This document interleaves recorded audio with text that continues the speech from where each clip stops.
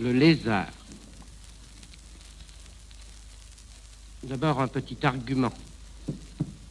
Ce petit texte, presque sans façon, montre peut-être comment l'esprit forme une allégorie, puis à volonté la résorbe.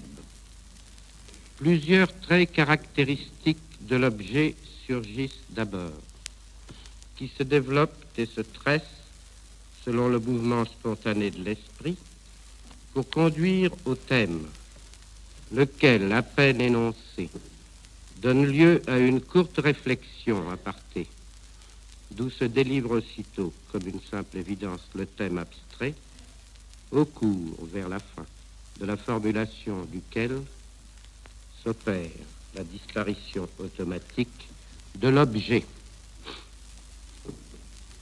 Lorsque le mur de la préhistoire se lézarde, ce mur de fond de jardin, c'est le jardin des générations présentes, celui du père et du fils.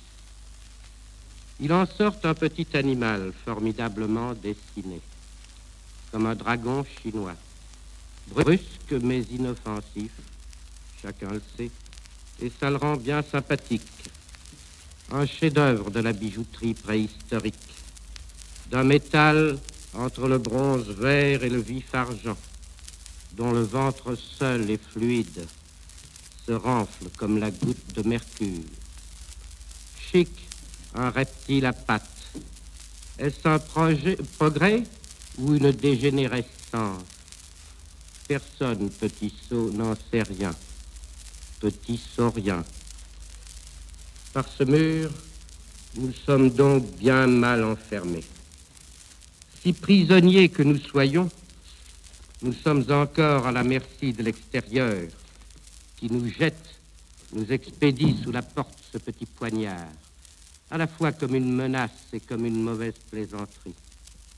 Ce petit poignard qui traverse notre esprit en se tortillant d'une façon assez baroque, dérisoirement.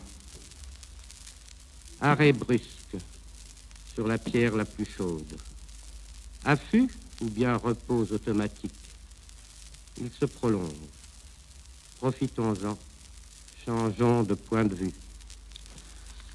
Le lézard dans le monde des mots n'a pas pour rien ce zèle ou z tortillard, et pas pour rien sa désinence en art comme fuyard, flemmard, musard, pandard, hagard. Il apparaît, disparaît, réapparaît, jamais familier pourtant, toujours un peu égaré, toujours cherchant furtivement sa route. Ce ne sont pas insinuations trop familières que celles-là, ni venimeuses, nulle malignité, aucun signe d'intelligence à l'homme. Une sorte de petite locomotive haut le pied, un petit train d'allégation hâtive, en grisaille, un peu monstrueuse, à la fois familières et saugrenues, qui circulent avec la précipitation fatale aux jouets mécaniques, faisant comme eux de brefs trajets à ras de terre, mais beaucoup moins maladroit, têtu, il ne va pas buter contre un meuble, le mur.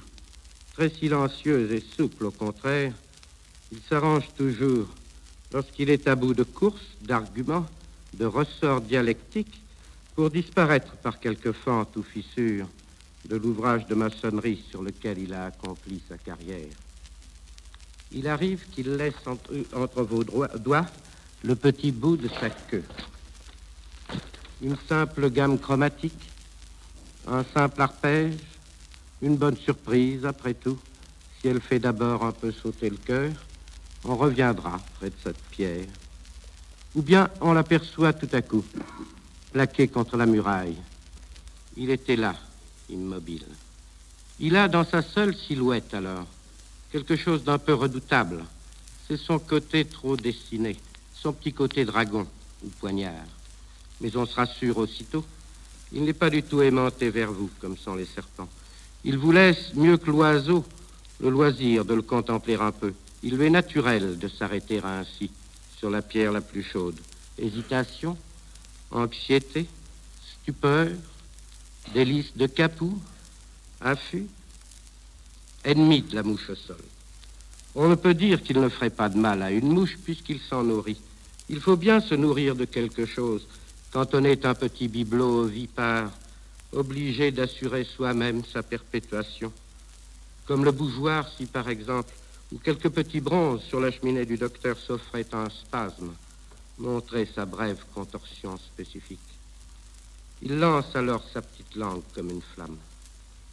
Ce n'est pourtant pas du feu, ce ne sont pas des flammes qui sortent de sa bouche, mais bien une langue très longue et fourchue, aussi vite rentrée que sortie, qui vibre du sentiment de son audace.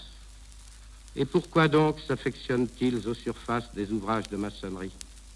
À cause de la blancheur éclatante et morne étendue de ces sortes de plages, laquelle attire à s'y poser les mouches, que guettent et harponnent du bout de leur langue pointue.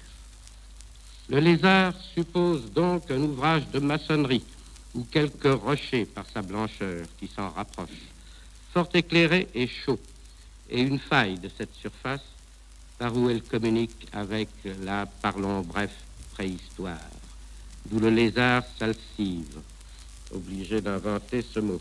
Et voici donc, car l'on ne saurait trop préciser ces choses, voici les conditions nécessaires et suffisantes. Pratiquement voici comment disposer les choses pour qu'à coup sûr apparaissent en lézard. D'abord, un quelconque ouvrage de maçonnerie, à la surface éclatante et assez fort chauffée par le soleil.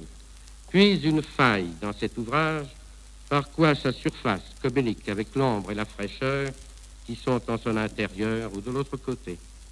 Une mouche de surcroît s'y pose, comme pour faire la preuve qu'aucun mouvement inquiétant n'est en vue depuis l'horizon.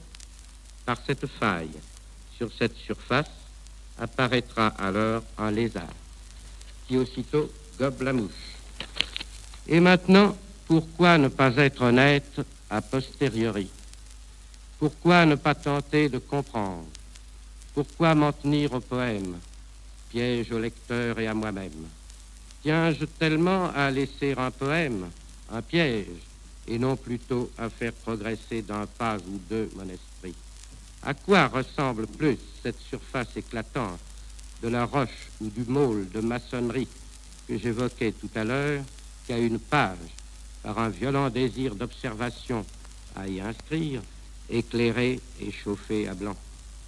Et voici donc dès lors comment transmuer les choses. Telles conditions se trouvant réunies, page, par un violent désir d'observation à y inscrire, éclairée et chauffée à blanc. Faille, par où elle communique avec l'ombre et la fraîcheur qui sont à l'intérieur de l'esprit, qu'un mot par surcroît s'y pose, ou plusieurs mots sur cette page, par cette faille, ne pourra surgir qu'un, plusieurs fois, aussitôt gobant tout précédent mot, un petit train de pensée grise, lequel circule ventre à terre et rentre volontiers dans les tunnels de l'esprit.